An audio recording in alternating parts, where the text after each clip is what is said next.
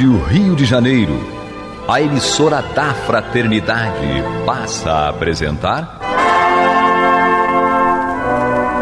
Luz na Penumbra, programa que leva ao seu coração a mensagem da doutrina espírita.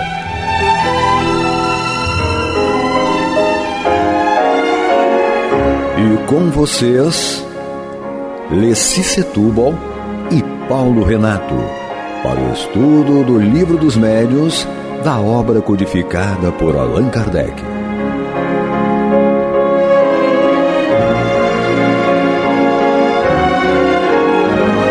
Prezados ouvintes da Rádio Rio de Janeiro, que as bênçãos de nosso Senhor Jesus Cristo nos envolvam, abençoe os seus lares, os seus afetos, os seus entes queridos, estejam eles neste momento onde estiverem. Muitos dos nossos entes queridos, dos nossos amigos, estão nesse momento nos hospitais ou em seus leitos, dentro das suas residências, com a impossibilidade de se movimentar, necessitando de cuidados médicos, dos cuidados familiares. Para todos eles, rogamos a bênção, a paz de Nosso Senhor, e vamos retomar os nossos estudos do Livro dos Médiuns. Estamos no programa Luz na Penumbra, eu, Paulo Renato e Leci Setúbal. Leci Setúbal, a grande família de Bangu, né? Tem uma história toda envolvendo esse nome, mas na vez passada, na reunião passada, ou no programa passado, nós comentávamos sobre aquilo que Kardec denominou de quadro sinótico da mediunidade ou dos médiuns, em que ele estudou detalhadamente as características pessoais dos médiuns. A Leci até estava a nos lembrar de que dentro de uma família existem muitos médiuns, como é o caso da família dela, né? E Leci sempre cita para nós alguns fatos que ocorreram no campo mediúnico dentro da sua família. E nós falávamos no programa passado que o ouvinte pode parecer estranho, ao ouvinte pode parecer estranho, Leci sempre narrar esses fatos. Tem sempre uma história, né? Tem sempre uma história, mas são fatos, não é só história, né? São fatos que ocorreram com seus entes queridos, com seus familiares mais próximos, e todos, por serem fatos, são verdadeiros. O próprio Allan Kardec diz que só se revela aquilo que é verdadeiro. Se uma revelação não é verdadeira, ela não é... Se um fato, ou uma revelação, melhor falando, não é verdadeira, então ela não é revelação. Então a Leci tem nos revelado aqui as experiências dos seus familiares. Muitos deles, dessas experiências, ela não estava em loco, no local, mas a sua mãe, os outros familiares que presenciaram, relataram para ela com uma riqueza de detalhes muito grande. Mas hoje nós vamos dar continuidade a nossos estudos, mas vamos retomar um pouco. Eu pedi para a Leci retomar um pouco aí dos fatos que ela narrou no programa passado, inclusive aquele que ela falou da família dela, que estava em Mendes, que o rio estava enchendo, e foi questionado aos espíritos. A mãe questionou os espíritos, a avó questionou os espíritos sobre se deveria ou não sair daquele ambiente. Então a Leci lembrou de um outro fato a esse respeito, que enriquece esse já citado e outros, não é, Leci? Porque a gente tem que levar em conta que, na verdade, essa situação foi uma situação que ela viveu de desespero, né? Minha avó sozinha, minha avó teve 7 filhos, a filha mais nova dela foi a minha mãe, era a caçula, e na época devia ter uns 2 anos, 3 anos no máximo, porque ela vem para o Rio de Janeiro, aqui para Bangu, com 4 anos de idade. Moravam em Mendes? Moravam em Mendes, né? Meu avô foi de Barra do Piraí, então aquela região ali onde eles moravam, antes de vir para cá, para o Rio de Janeiro, né? Para a cidade do Rio de Janeiro, dizendo assim. Quando eu conto essa história, é bom citar novamente a história, porque os ouvintes de hoje podem não ser todos que estavam ouvido pode o ser que programa alguém passado. não tenha ouvido, né? Então eu vou relatar para vocês novamente.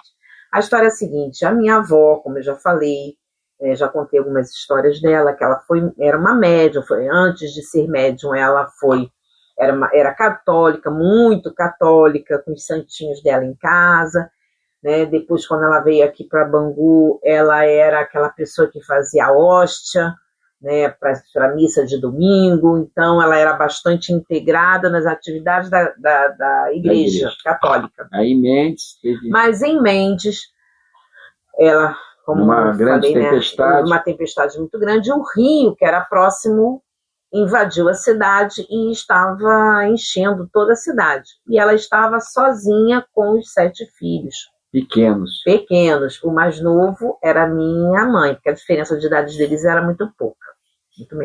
Muito pouca. Então, ela colocou os filhos mais velhos, né? Os mais velhos ela colocou em torno da mesa, com os dedinhos, ela falou para ele, coloque os dedinhos encostados na beirada da mesa. E a menor, que era minha mãe, ela colocou em cima da mesa, para fazer peso, né? E então ela perguntou, primeiro ela fez uma oração, né, um Pai Nosso, e depois fez a perguntou, se for necessário que ela saia da casa, porque estava enchendo muito rápido, que os espíritos batessem a mesa uma vez. E se ela não precisasse sair, que os espíritos batessem a mesa 2 vezes. E assim aconteceu. Minha mãe relatava que ela estava em cima da mesa e ela, mesmo bem mais velha, ela recordava disso, porque foi uma coisa muito marcante para ela, porque ela estava em cima da mesa. Que a mesa, quando levantou, não levantou levemente.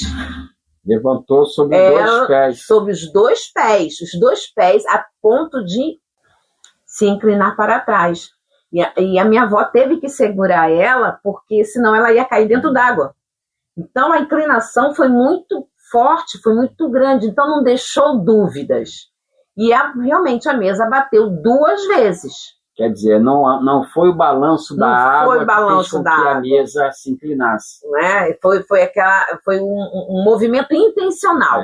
Não foi um movimento leve, foi um movimento intencional, dando uma resposta ao pedido da minha avó. Então, bateu 2 vezes e ela realmente se acalmou e confiou que realmente não ia ser necessário sair de casa. E questão assim, de meia hora, a água começou a baixar, e ela realmente não precisou sair. Porque para ela sair com 7 crianças na chuva, com um rio enchendo, também ia ser complicado, né? Todas as 2 opções seria bastante complicado. Então, para a gente ver mais uma situação com ela, né? Que ela viveu e que, embora fosse católica, fervorosa, ela confiava e acreditava nessa situação de resposta dos espíritos. Nós lemos também no programa passado, logo no início desse item 189, falava sobre os médiuns tibitólogos. Aí depois que terminou a reunião, aqueles que fazem a influência dos quais se produzem ruídos, pancadas. Aí quando terminou a reunião, você falou também dessa mesma médium, sua tia, né? Não, minha avó. Tua avó. Isso. Que tem outro fenômeno ligado ao teu avô também, né? E depois parece a filha dele. Porque o que tem acontece? Tem a ver com a tipologia. Isso não há narrativa pela narrativa, né?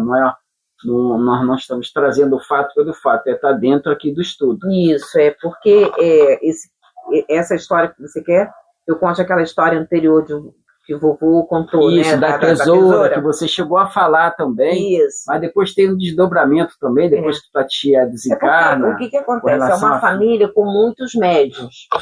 E a mediunidade, que tem a ver com isso que a gente tem estudado, ela foi surgindo de uma forma bem inesperada para a família. E cada um se apresentando de uma forma diferente. Com a minha avó, ela já tinha vivido, por exemplo, essa situação da mesa, lá em Mendes, próximo à Barra do Piraí. Quando ela veio aqui para Bangu, né? Ela já morava aqui, os filhos já eram um pouco mais velhos.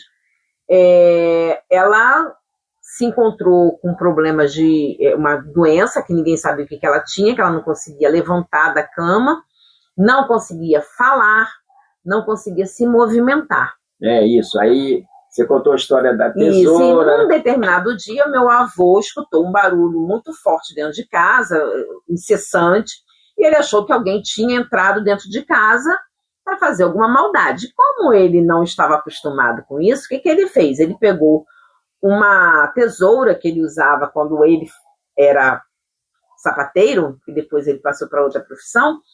Ele pegou aquela tesoura e movimentava, abria e fechava e foi procurando quem é que estava ali dentro daquela casa. Encarnado. Alguém encarnado, porque ele acreditava que fosse alguém encarnado, batendo, era cadeira que batia, era parede como se alguém estivesse se movimentando dentro de casa. Isso de madrugada, lembrando que isso era de madrugada. E ele foi lá com a tesoura e descobriu que não tinha ninguém. Ele vasculhou a casa toda. Encarnado. Ninguém encarnado. Só que quando ele voltou para o quarto, que ele chegou no quarto, minha avó fala para ele: sou eu.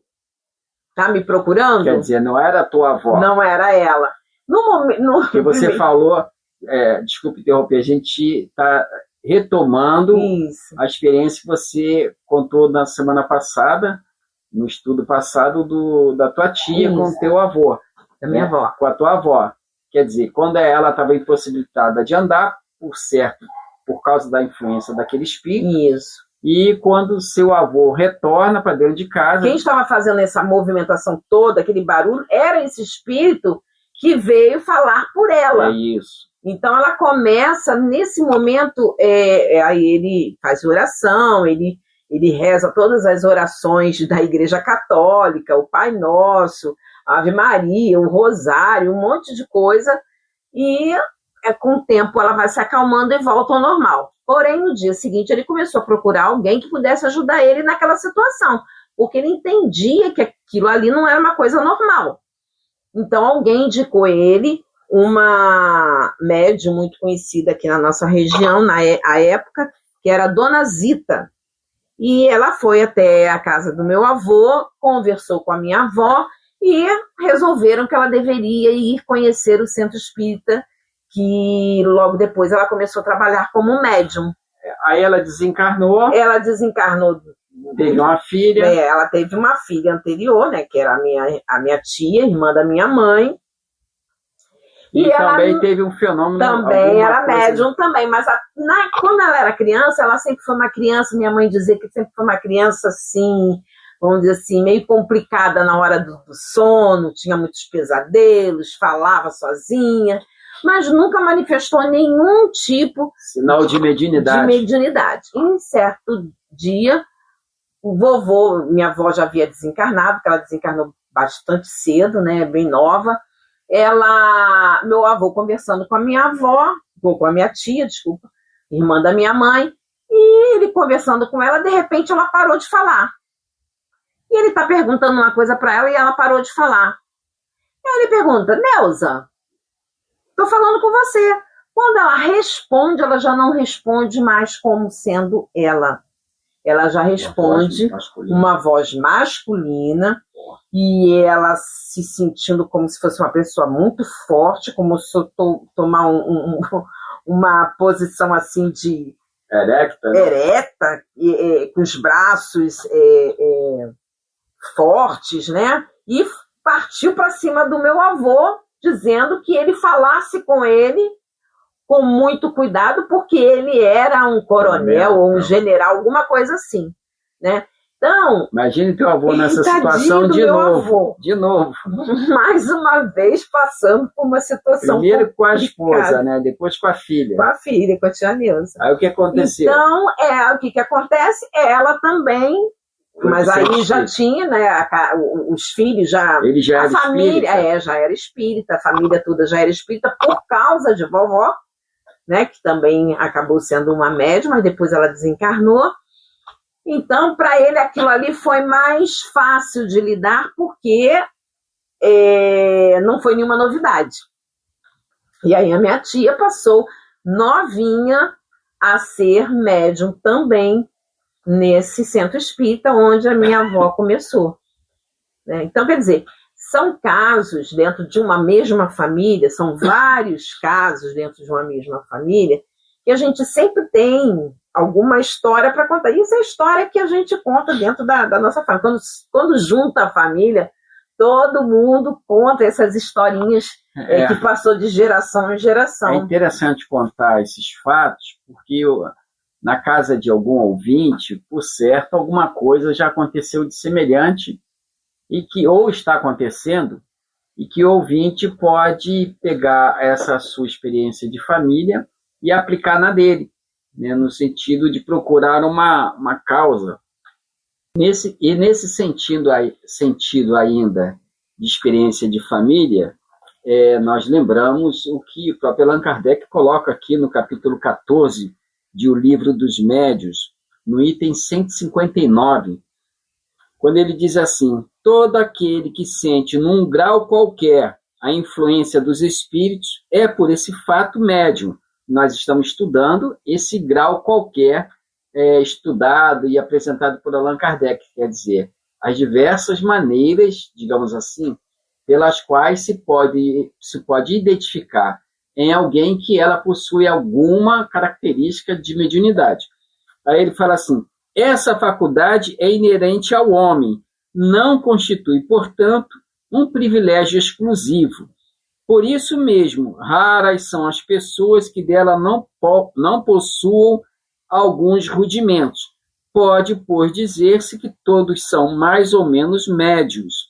Todavia, usualmente, assim só se qualificam aqueles em quem a faculdade mediúnica se mostra bem caracterizada e se traduz por efeitos patentes e de certa intensidade, o que, então, depende de uma organização mais ou menos sensitiva. Então, ele vem falando aqui que a faculdade mediúnica, ela depende de uma organização física. Ela é caracterizada, ela se apresenta graças à possibilidade de uma organização física que permite que o espírito encarnado, de alguma forma, registre um mundo espiritual. E na própria questão de O Livro dos Espíritos, a questão 450, Kardec fala sobre a dupla vista, mas o conteúdo do ensino serve para a gente aqui no que diz respeito a essa variedade de mediunidade. Ele diz assim: a dupla vista é suscetível de desenvolver-se pelo exercício? O médium se desenvolve pelo exercício, né? Não é o exercício que faz a faculdade aparecer, a faculdade já está ali. O médium, na medida que vai vivenciando aquela faculdade, ele se aprimora, isto é, ele se desenvolve. Resposta: sim, do trabalho sempre resulta o progresso e a dissipação do véu que encobre as coisas. 450A. Essa faculdade tem qualquer ligação com a organização física? Resposta: incontestavelmente. O organismo influi sobre a sua existência. Há organismos que lhes são refratários. 451. Por que é que a segunda vista parece hereditária em algumas famílias? Né? Isto é, por que em algumas famílias existem tantos médios?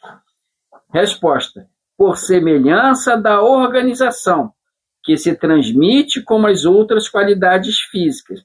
Depois, a faculdade se desenvolve por uma espécie de educação, que também se transmite de um a outro. Quer dizer, Kardec disse que também a dupla vista, para o exercício da dupla vista, é necessário que a pessoa tenha uma organização física que possibilite a chamada segunda vista, isto é, o corpo físico ele é desenhado no mundo espiritual para que aquele que vai se servir dele tenha essa possibilidade, repetimos, de registrar de alguma forma o mundo espiritual. Nós sabemos dos programas de reencarnação, né? O próprio Livro dos Espíritos fala sobre isso, escolha das provas, e dentre a escolha das provas pode ser que seja necessário o recurso de um corpo físico que registre o mundo espiritual com mais clareza e com alguma intensidade. Então, Kardec explica bem aquilo que nós estávamos tentando explicar anteriormente, dizendo que que é hereditária, pode ser hereditária, o aparecimento da mediunidade em determinada família por causa da herança genética, da organização física, que essa herança genética se transmite de geração em geração. Isto é, o corpo físico, a genética, digamos assim, que é transmitida aos filhos, dos pais aos filhos, permite que os benfeitores espirituais construam um corpo que favoreça o surgimento dessa ou daquela mediunidade. Então, os espíritos precisam de elementos físicos para construir esse corpo.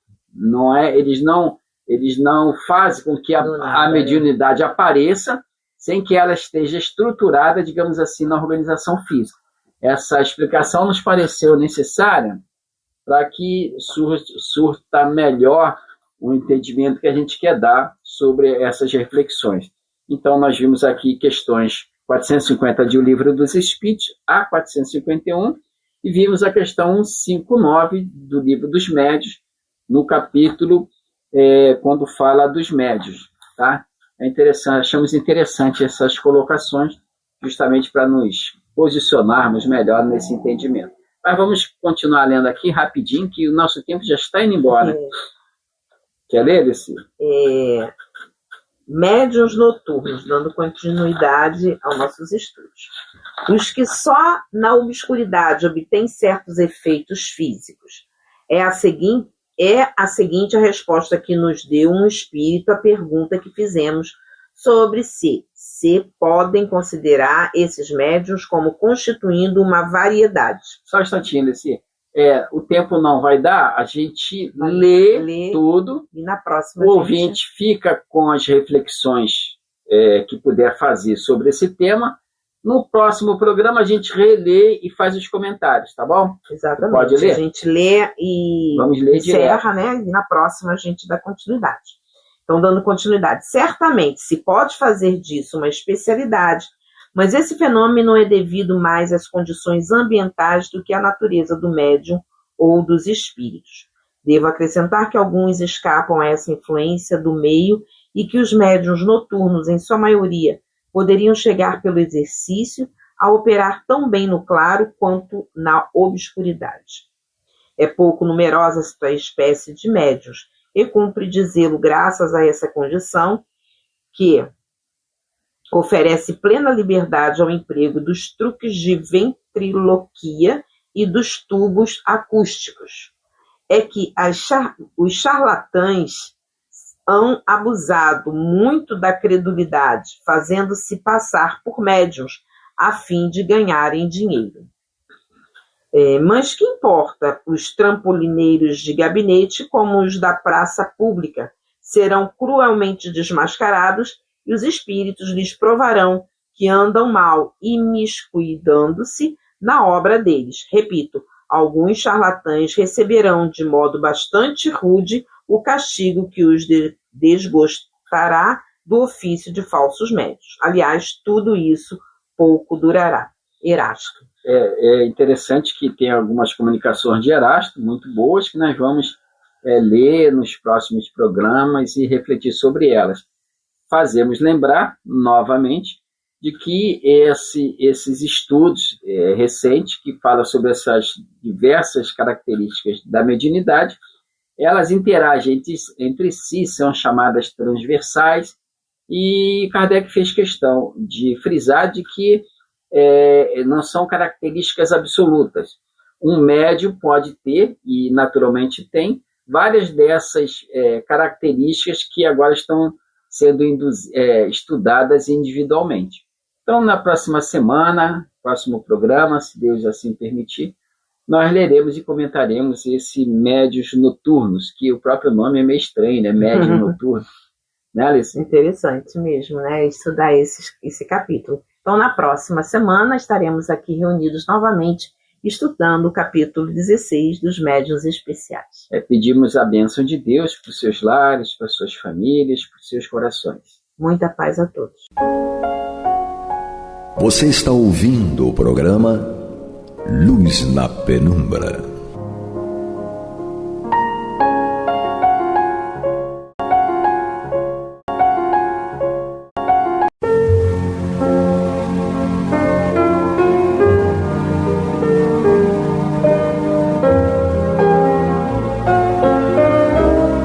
A Rádio Rio de Janeiro está levando ao seu lar e ao seu coração a mensagem consoladora da doutrina espírita, através do programa Luz na Penumbra.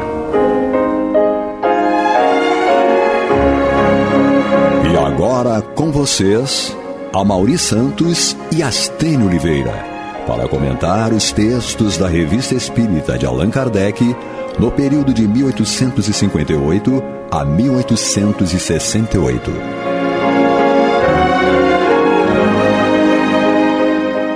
Olá, meus amigos, meus irmãos. Estamos aqui mais uma vez para estudarmos a Revista Espírita de 1858 a 1868. Eu, Amaury Santos e Astênio Evangelista de Oliveira.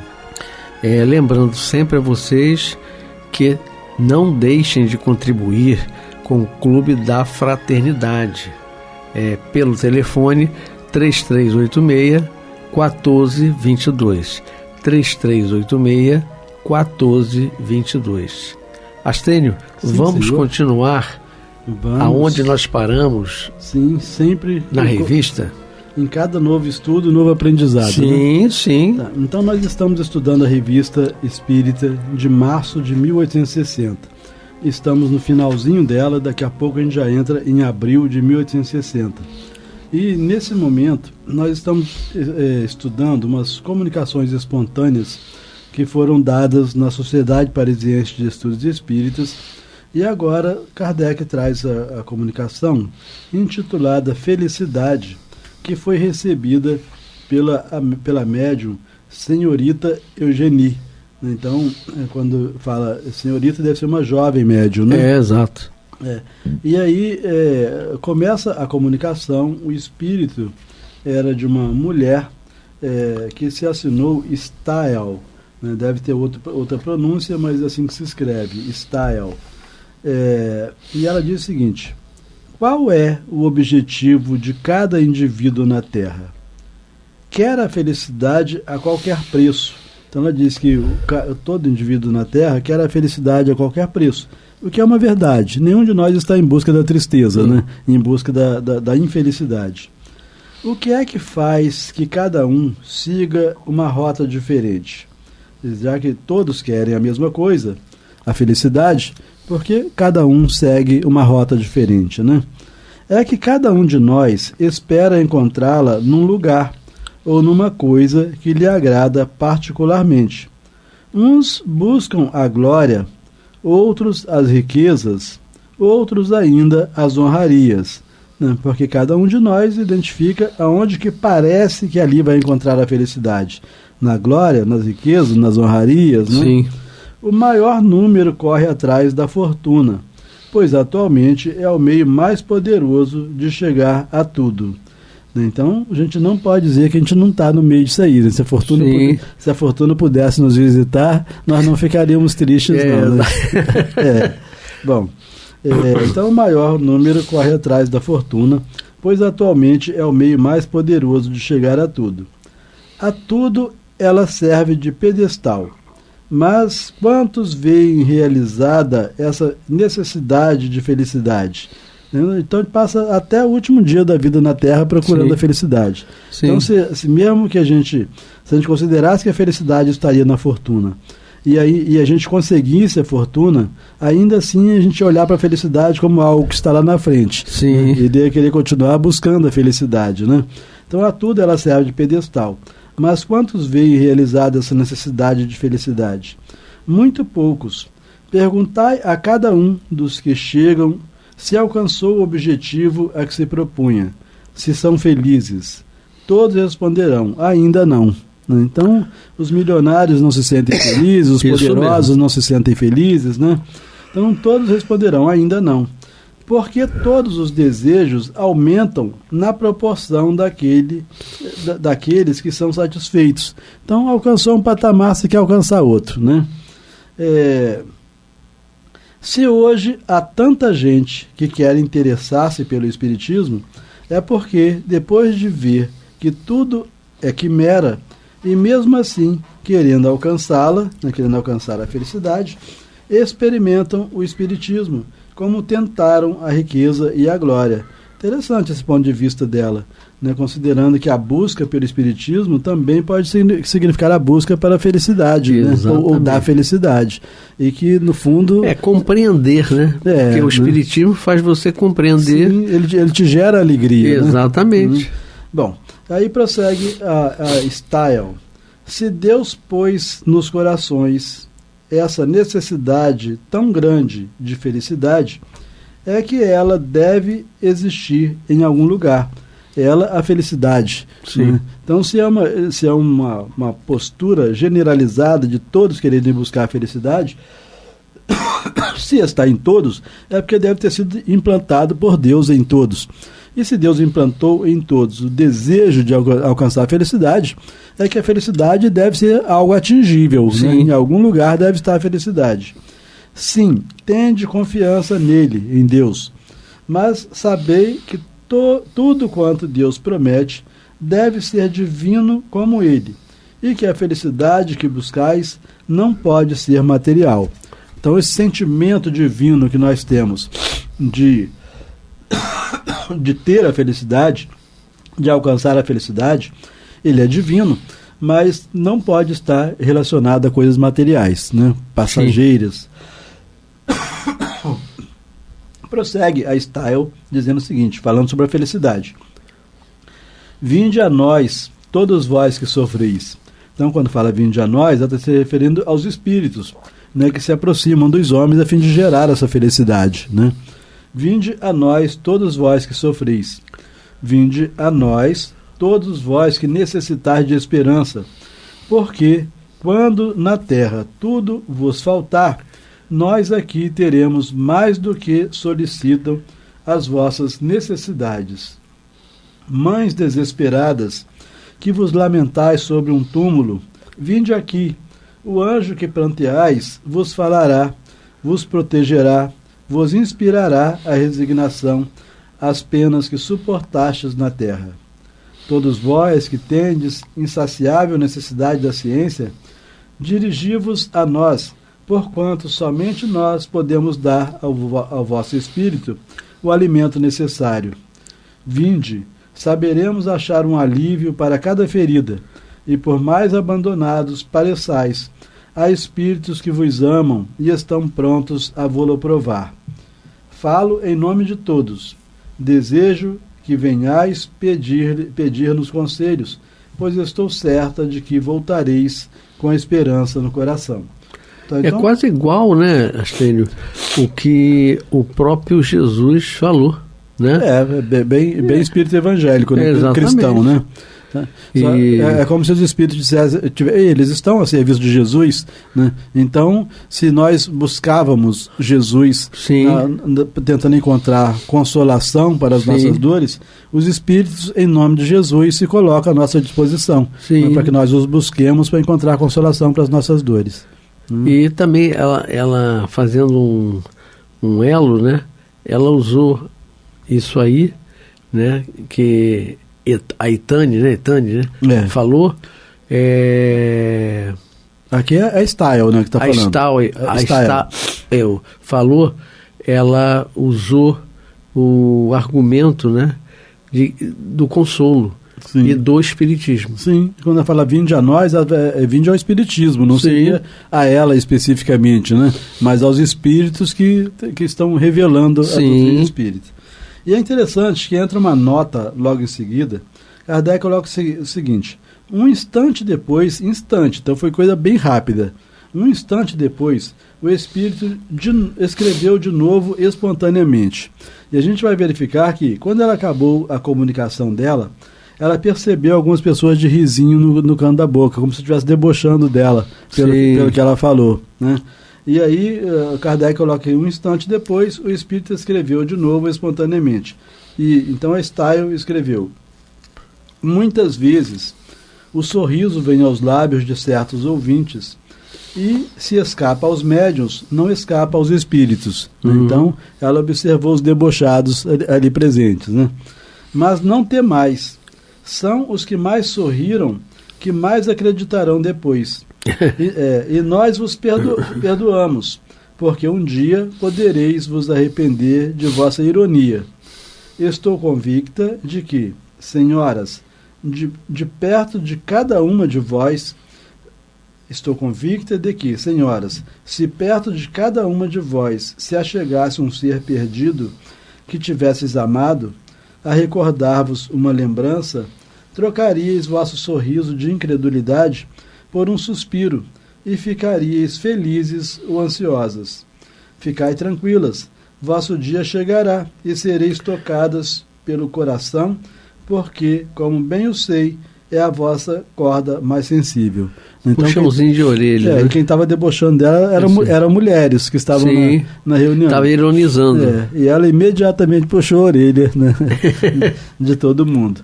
Bom, e aí terminamos então essas comunicações espontâneas da Sociedade Parisiense de Estudos Espíritas. Ainda estamos na Revista Espírita de março de 1860 e terminaremos, né, bem rapidamente, porque só está faltando uma folha da Revista de março de 1860 para a gente terminar. E aqui nesse finalzinho da Revista de março, Kardec informa a respeito da segunda edição do Livro dos Espíritos. Então, para aqueles de nós, né, que nos interessamos por datas, fica aqui a informação de que a segunda e última edição, pelo menos feita por Kardec, do Livro dos Espíritos, foi feita em março de 1860. Quer dizer, próximo disso, porque aqui ele está anunciando a segunda edição. Então, nós sabemos que a primeira edição do Livro dos Espíritos ele continha apenas, parece que 518 perguntas, né, enquanto a segunda edição veio com 1019 perguntas, né? Então, a primeira em 1857, em abril de 1857, a segunda em torno de março de 1860. Né? Bom, e aí Kardec diz que é a segunda edição inteiramente refundida e consideravelmente aumentada. Então, o Livro dos Espíritos que nós estudamos hoje é a segunda edição do Livro dos Espíritos. Aviso sobre esta nova edição.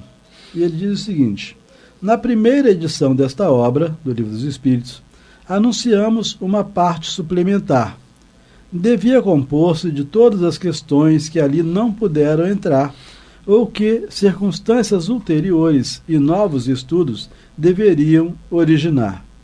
Mas como todos se referem a todos esses novos estudos, né? Mas como todas se referem a alguma das partes já tratadas e das quais são o desenvolvimento, sua publicação isolada não teria apresentado nenhuma continuidade. Então, se fizesse essa apresentação isolada só dessa parte que está compondo a nova edição, né? Preferimos aguardar a reimpressão do livro para incorporar todo o conjunto e aproveitamos para dar à distribuição das matérias uma ordem muito mais metódica, suprimindo ao mesmo tempo tudo quanto tivesse duplo sentido. Esta reimpressão pode, pois, ser considerada como obra nova, embora não tenham os princípios sofrido nenhuma alteração, salvo pouquíssimas exceções, que são antes complementos e esclarecimentos do que verdadeiras modificações. Esta conformidade com os princípios emitidos, malgrado a diversidade das fontes em que foram hauridos, é um fato importante para o estabelecimento da ciência espírita. Então aqui Kardec repete ou reforça a ideia de que as respostas que estão no Livro dos Espíritos não tiveram como fonte um único espírito através de um único médium, né? Muito pelo contrário, vários espíritos através de vários médiuns. Então esta conformidade com os princípios emitidos, malgrado a diversidade das fontes em que foram hauridos, é um fato importante para o estabelecimento da ciência espírita. Prova nossa própria correspondência que comunicações em tudo idênticas, se não quanto à forma, ao menos quanto ao fundo, foram obtidas em diferentes localidades, e isso muito antes da publicação do nosso livro, o que veio confirmá-las e dar-lhes um corpo regular. Por seu lado, a história atesta que a maioria desses princípios tem sido professada pelos homens mais eminentes dos tempos antigos e modernos, assim trazendo a sua sanção, a sua aprovação, a sua confirmação. E vale recordar, né, que o Livro dos Espíritos, embora ele esteja apresentado na forma de perguntas e respostas, ele não é necessariamente fruto de perguntas feitas aos espíritos e respostas dadas pelos espíritos. Né? Com o conteúdo de comunicações dadas pelos espíritos, Kardec deu essa forma de perguntas e respostas, mas ele mesmo podia elaborar a pergunta e a resposta, só que a resposta fundada nas comunicações dos espíritos. Né?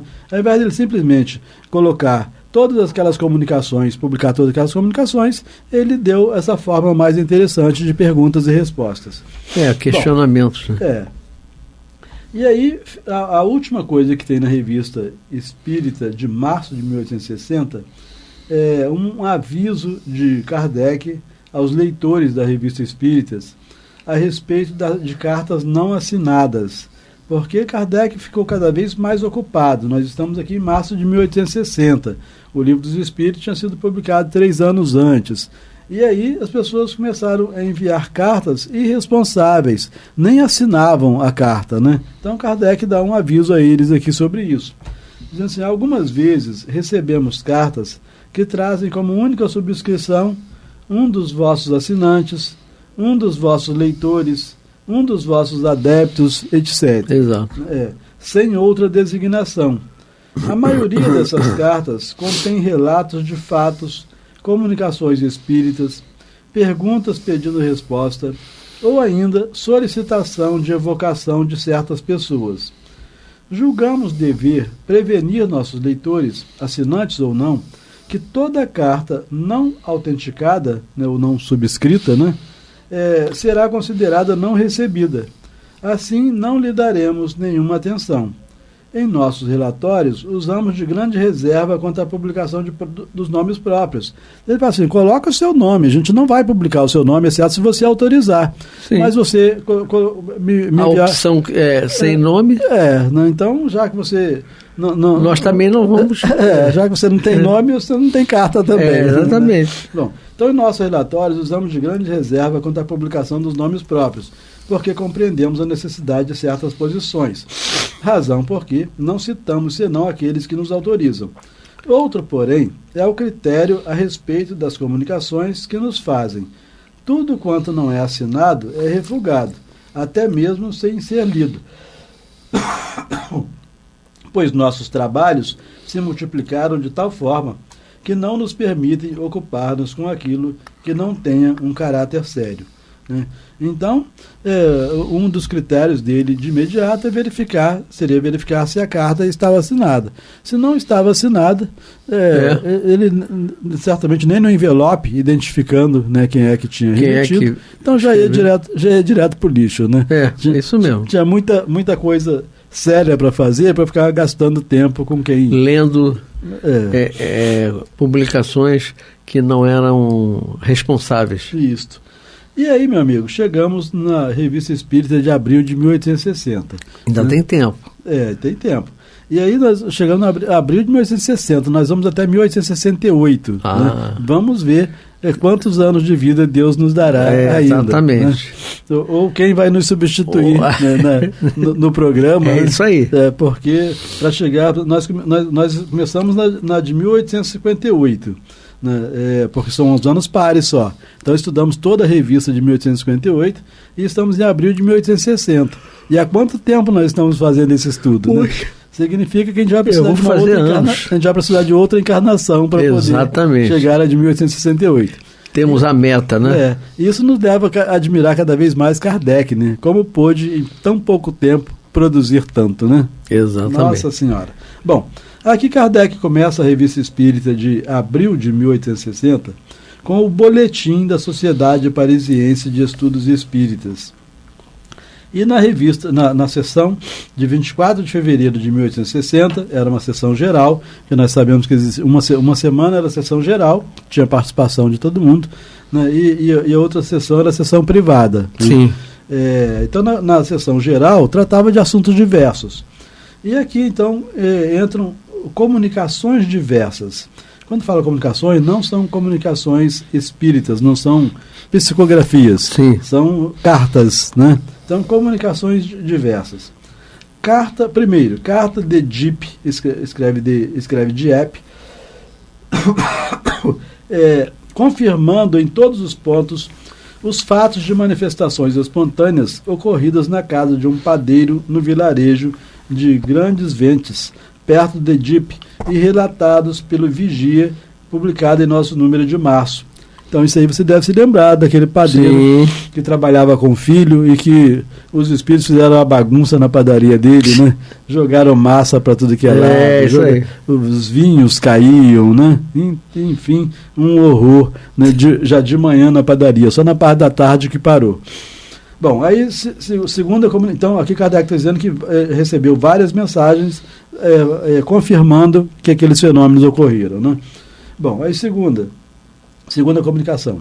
Carta do Sr. M., de Theoderbeck, dando novas informações sobre fatos que se passaram no castelo de Fons, perto de Albenar. Então Kardec havia publicado alguma coisa que aconteceu nesse castelo, e aí alguém escreveu mais, dando mais informações. Terceira comunicação. Carta do barão Tcherkassov, com detalhes circunstanciados e autênticos sobre um fato deveras extraordinário de manifestação espontânea por um espírito perturbador, ocorrido em meados deste século com um fabricante de São Petersburgo. Né? E aí Kardec coloca entre parênteses, publicado a seguir. Então isso aqui ele vai publicar depois, a gente vai verificar que fato extraordinário, né, ou que fatos extraordinários foram esses. Quarta comunicação, lida nessa sessão da Sociedade Parisiense de Estudos Espíritas. Relato de um fato de aparição tangível, com todos os caracteres de um agênere, ocorrido em 15 de janeiro último, na comuna de Brix, perto de Valonhas. O fato foi transmitido ao senhor Lidóia por pessoa de seu conhecimento e que verificou sua exatidão. Aí Kardec coloca entre parênteses, publicada adiante. E é um assunto que muito nos interessa, essa questão dos agêneres, né? Porque os agêneres, eles atuam materialmente como se estivessem encarnados, só que não estão encarnados, né? Exato. E eles são possíveis de serem vistos por qualquer um onde eles estejam presentes, né? Há até quem sustente que o próprio Cristo era agênere, porque ele aparecia e sumia, né, de repente. Né? Então, a quinta comunicação nessa sessão da Sociedade Parisiense de Estudos Espíritas foi a leitura de uma tradição muçulmana sobre o profeta Esdras, extraída do Moniteur de 15 de fevereiro de 1860 e que se baseia sobre um fato de faculdade mediúnica. Né? Então, lá na revista Moniteur foi publicada um texto vinculado à tradição muçulmana, mas tratando de mediunidade. Sim. Né? Bom, aí prossegue Kardec, agora não mais comunicações, mas estudos. E aí o primeiro estudo foi ditado espontâneo de Charlet, recebido pelo senhor Didier Filho, dando continuidade ao trabalho começado. Não necessariamente isso aqui tenha sido recebido nesta sessão, ela foi lido nessa sessão. Charlet pode ter recebido em outra sessão ou até na casa dele, em qualquer outro lugar. Exatamente. Né? Então vamos ver só mais uma informação de estudo, que nosso tempo acabou. Então, segundo estudo, eu disse: evocação do senhor Julius Louis C., falecido em 30 de janeiro último, no hospital do Val de Grace, em consequência de um câncer que lhe havia destruído parte da face e do maxilar. Esta evocação foi feita conforme o desejo de um de seus amigos, presente à sessão, e de uma pessoa da família. É instrutiva principalmente do ponto de vista da modificação das ideias após a morte, considerando que em vida o Sr. C professava abertamente o materialismo. Mas o nosso tempo acabou e a gente vai prosseguir no próximo capítulo. Assim terminamos a Revista Espírita de 1858 a 1868. Eu, Amaury Santos e Astênio Evangelista de Oliveira. Lembrando sempre a vocês que não deixem de contribuir, apenas até R$1 já ajuda, com o Clube da Fraternidade, pelo telefone 3386-1422, 3386-1422. Muita paz.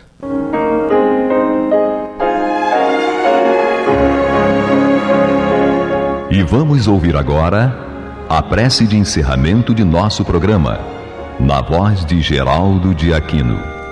Jesus, dá-nos coragem para a luta, piedade para os insultos e misericórdia para as injustiças e ingratidões.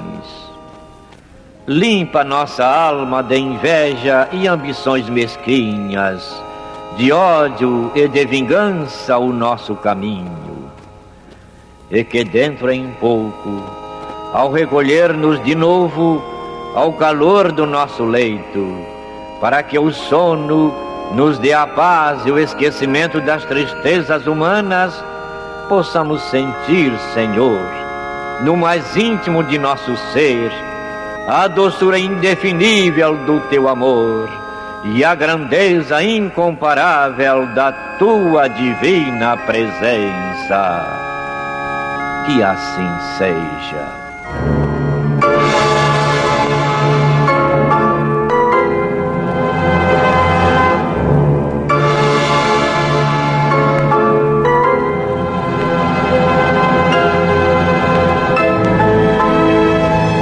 Acabamos de apresentar o programa Luz na Penumbra, que voltará a ser apresentado amanhã às 21 horas nesta emissora.